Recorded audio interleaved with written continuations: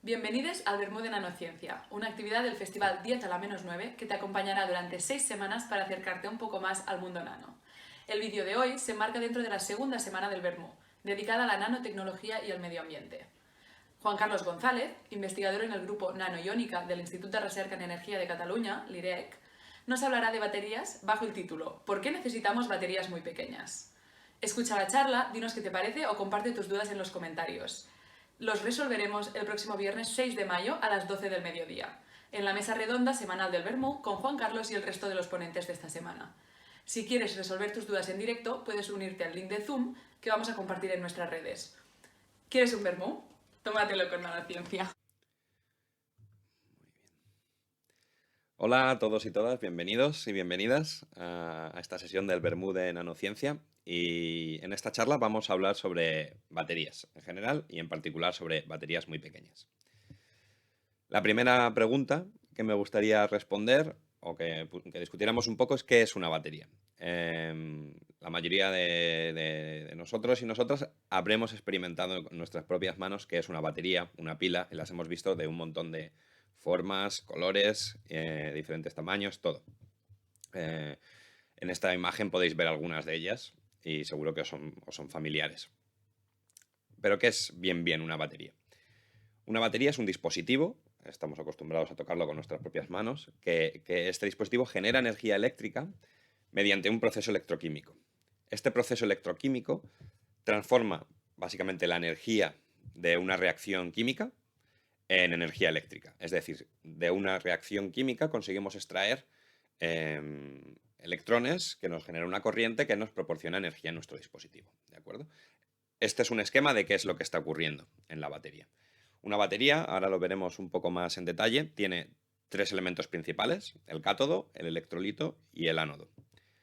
Los iones, por ejemplo, si usamos una de las baterías actuales de litio, los iones de litio, durante la carga y la descarga de la batería, los iones de litio se mueven desde el ánodo hasta el cátodo y viceversa, por aquí dentro del cátodo, entre el electrolito. El electrolito lo único que hace es permitir el paso de estos iones de litio y prohíbe el paso de los electrones, y los electrones salen por fuera del circuito y nos proporcionan esta energía eléctrica. Así que lo que ocurre en la batería es una reacción química entre el cátodo y el ánodo, y el electrolito está en medio permitiendo que estos iones viajen entre ellos. La primera pila data de 1800, gracias a Alessandro Volta, que descubrió la batería de zinc y plata. Y lo que hizo básicamente fue alternar metales de zinc y plata, y entre medias puso un cartón, una especie de trapo mojado en salmuera, y de ahí pudo probar el primer concepto de lo que es una batería moderna. Aquí podéis ver en la foto cómo lucía esta batería.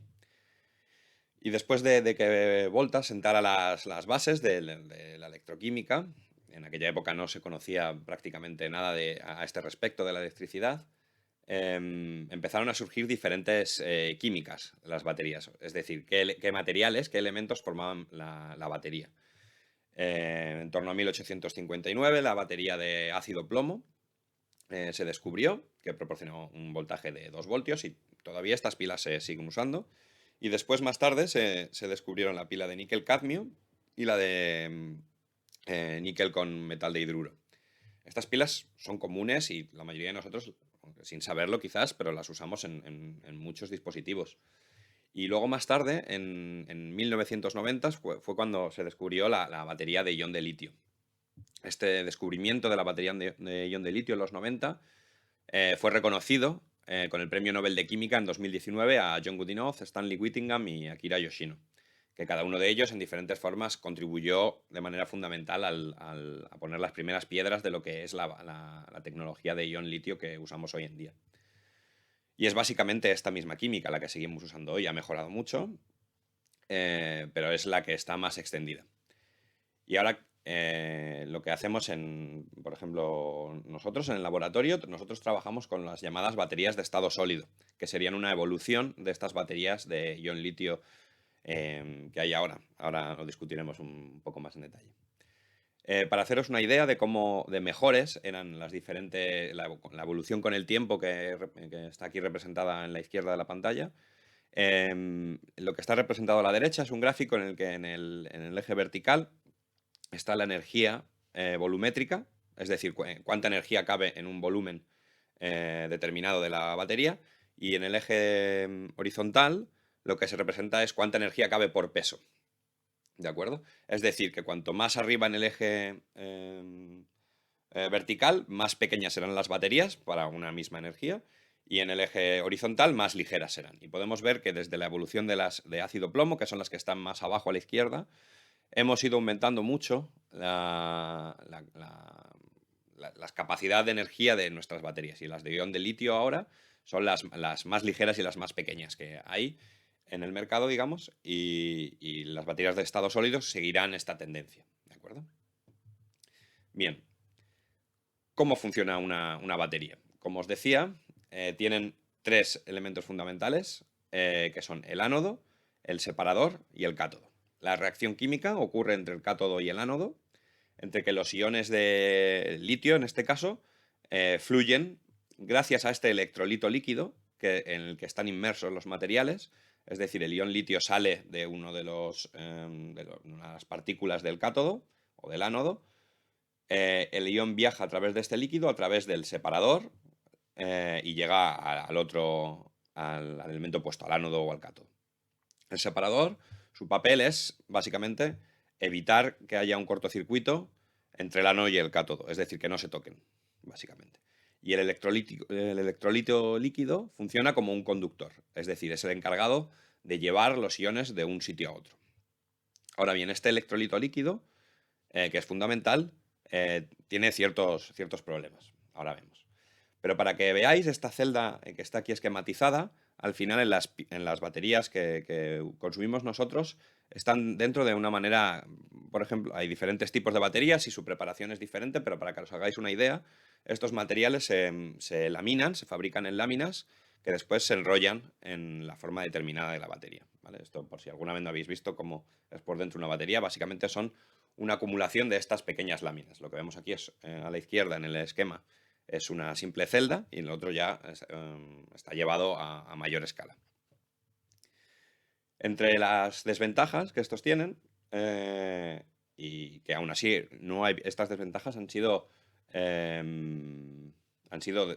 de alguna manera sobrellevadas, y hemos conseguido aplicar esta tecnología a un montón de dispositivos. Pensad a vuestro alrededor cuántas cosas tienen una batería, y lo más probable es que ahora mismo sea una batería de ion litio. Pero aún así tienen ciertas desventajas que también estamos familiarizados con ellas.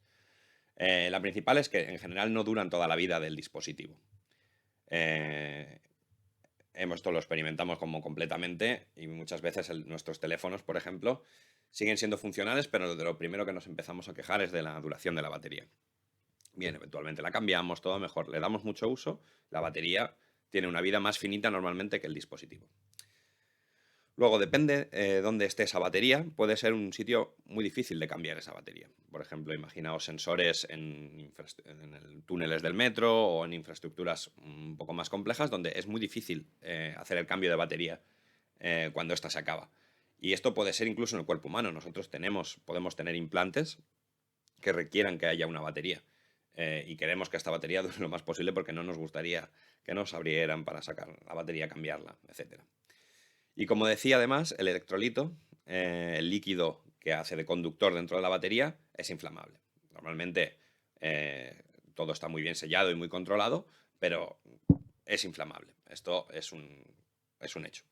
Y aparte, precisamente por tener esta condición de líquido, las baterías de ion litio en general son difíciles de miniaturizar. Es decir, no podemos hacerlas muy pequeñas. Y depende la aplicación donde queramos poner este tipo de baterías, pues quizás es un problema. Y estoy pensando en sensores que sean muy pequeños, desde nanorobots hasta cápsulas médicas que sean capaces de, por ejemplo, ir distribuyendo un medicamento en demandas, dependiendo de la necesidad del paciente en particular. Pueden ser sensores magnéticos, pueden ser sensores oculares, son espacios como muy reducidos en los que una batería tradicional de litio no necesariamente puede ser aplicada. Y pensad por un momento en si hay muchos de estos sensores que nos rodean. Esta imagen me gusta porque ilustra muy bien la cantidad de sensores que tenemos en nuestro entorno más cercano. Desde estaciones meteorológicas hasta sensores en parkings que indican la plaza, cámaras de tráfico, sensores en vehículos que inician automáticamente los parabrisas, sensores médicos en ambulancias, en dispositivos médicos en general, en nuestra ropa, nuestros relojes, el teléfono, cuando entras en un edificio, en fin. Un sinfín de sensores nos rodean. Y esto hace referencia también al Internet de las cosas, en cómo estos sensores se comunican entre sí o con nosotros a través de Internet, ¿no? Es el denominado Internet de las cosas que trata, o bueno, es digamos la materia que engloba esta interconexión entre los diferentes dispositivos y cómo esto dota al ambiente de una cierta inteligencia artificial y que nosotros podemos mejorar nuestra calidad de vida gracias a ella. Y pensad en cuántos sensores nos rodean en número. En esta tabla podéis ver en miles de millones la población y el número de dispositivos de Internet de las cosas que estaban conectados a Internet. Ya en 2014 se sobrepasó el límite de la relación entre la población y el número de dispositivos conectados. Ya sobrepasó 1 en algún momento de 2014 y en 2013 era muy, muy bajo. Y a día de hoy, por ejemplo, en 2020 ya se estimaba que había un ratio de unos 2,7 dispositivos por persona en el mundo. Esto es un número inmenso de dispositivos. Es un número que alcanzaba los 21.000 millones de dispositivos. Y se estima que en 2025 esta cifra siga creciendo hasta que alcancemos una media de unos 4,18, 4 o 5 dispositivos por persona en el mundo. Y todos estos dispositivos de diferentes tamaños, diferentes donde sean localizados, todos requieren de una fuente de energía para alimentarlos. Ahora bien, vamos a hablar de las baterías de estado sólido. ¿Qué son? Que os decía que era una parte que más trabajamos en el grupo. Y cómo mejoran las baterías actuales. Las baterías de estado sólido, el principal cambio es que el separador poroso, que antes separaba el cátodo y el ánodo, ahora es un material sólido que es capaz de conducir los iones. Y los conduce casi como si fuera un líquido. O hay algunos materiales que son capaces de conducir los iones, por ejemplo los de litio, dentro de ellos como si fueran casi como un líquido. Entonces ahora el separador tiene una doble función, es decir, es electrolito, es decir, es el encargado de que los iones viajen desde el ánodo hasta el cátodo y viceversa, es el encargado de conducir estos iones y al mismo tiempo hace la función de separador y evita que estos dos, cátodo y ánodo, se toquen. Entre las muchas propiedades que tienen estos sólidos, hay algunos de ellos que tienen mucha estabilidad electroquímica y en particular son estables con litio metálico. El litio metálico sería un ánodo, es decir, sustituiría el ánodo actual, que está hecho de grafito, y podríamos reducir mucho el volumen y el peso de la batería. En particular, las baterías de estado sólido pueden llegar a ser hasta un 35% más ligeras y un 50% más pequeñas. O en otras palabras, en el mismo volumen de la batería, lo que ocupa una batería ahora, podrían ser un 35% más ligeras y un 50% más potentes, o que almacenar tanta energía. Y además, como son sólidas, son miniaturizables, o son más fáciles de miniaturizar. Y un buen ejemplo de ello es como toda la industria de los semiconductores, que se ha desarrollado durante los últimos 20 años, en cómo se ha miniaturizado muchísimo. Los primeros transistores eran elementos muy grandes y ahora podemos hacer transistores de 5 o 10 nanómetros. Toda esa industria o todo ese conocimiento también es aplicable al mundo de las baterías. Y por ejemplo, aquí en la imagen de la izquierda lo que veis es un microchip, que son de donde salen todos básicamente los componentes electrónicos que por ejemplo tenemos en el ordenador, en el teléfono, en cualquier sitio hay un microchip que usa esta tecnología y podemos intentar aplicar esto a baterías también, por ejemplo. Y aquí veis como un zoom de lo que podría ser una de estas baterías en las que se explora la tercera dimensión. Es decir, que podemos construir, por ejemplo, micropilares entre que los tres componentes se toquen íntimamente, el ánodo, el cátodo y el electrolito entre medias, y en el mismo área incrementar muchísimo el área efectiva de la batería. Esto puede suponer que aumentemos mucho la cantidad de energía que podemos almacenar en una pequeña dimensión, en una microescala. Esta es una de las muchas fortalezas de las baterías de estado sólido y la que más toca, por ejemplo, en la relación entre nanociencia y energía. Por ejemplo, ¿qué podríamos hacer con unas microbaterías de estado sólido de este tipo? Lo que represento aquí en la figura de arriba a la derecha, en el cuadradito, esta escala, lo que podéis ver es una de las pilas, una de las baterías más pequeñas de ion litio tradicional que se pueden encontrar en el mercado. Y tiene un tamaño como de unos 8 milímetros por unos 5 milímetros de alto, de 8 de diámetro por 5 de alto. Con una de estas microbaterías, que podrían tener un tamaño de este tipo, ya hay algunas en el mercado. De hecho, unas microbaterías pequeñas que podrían ser esto, como un área de unos 4 milímetros cuadrados y de alto 1 milímetro, mucho más pequeñas. Estas podríamos reducir el 90% del volumen de las microbaterías que hay en el mercado hoy en día y además darían suficiente energía para alimentar un gran número de dispositivos, un gran número de aplicaciones que podrían ser alimentadas con este tipo de baterías, reduciendo significativamente su tamaño. Y además, los electrolitos sólidos pueden llegar a ser mucho más ciclables que los que son hoy en día las baterías de ion litio normal, hasta 100 veces más. Hay demostraciones que han llegado a enseñar hasta 10.000 ciclos, por ejemplo, en microbaterías de estado sólido. Y además podrían llegar a cargarse más rápido de las de ahora. Y por ejemplo, lo que represento aquí a la izquierda, en el gráfico, en el eje vertical, se encuentra cuánto duraría una batería, una de estas pequeñas baterías, cuánto duraría en días, en función del dispositivo que estemos usando, ¿de acuerdo? Y por ejemplo, las mayores aplicaciones que tienen hoy en día estas microbaterías, para por ejemplo sensores de temperatura o para para relojes de tiempo real que todos los dispositivos electrónicos llevan. Y con una de estas microbaterías podríamos alimentarlas entre meses y años, por ejemplo, con un simple ciclo de carga, con algo tan pequeño. Y luego dispositivos un poquito más grandes, como por ejemplo sensores de glucosa o implantes retinales, cosas que ya irían un poquito más en el cuerpo humano, que tienen una función más definida, podrían estar entre semanas y meses usando este tipo de baterías. Así que bueno, queda mucho trabajo por hacer para llegar a estos valores, pero es algo que es factible y es muy interesante ver hacia dónde va la miniaturización de las baterías y cómo eso impacta. Pensad que en muchos dispositivos, en particular en los médicos, por ejemplo, el volumen, o pensad en vuestro teléfono, el volumen que ocupa la batería es mucho en comparación con el volumen del dispositivo. Y todo lo que podamos hacer para disminuir este efecto también ayudará.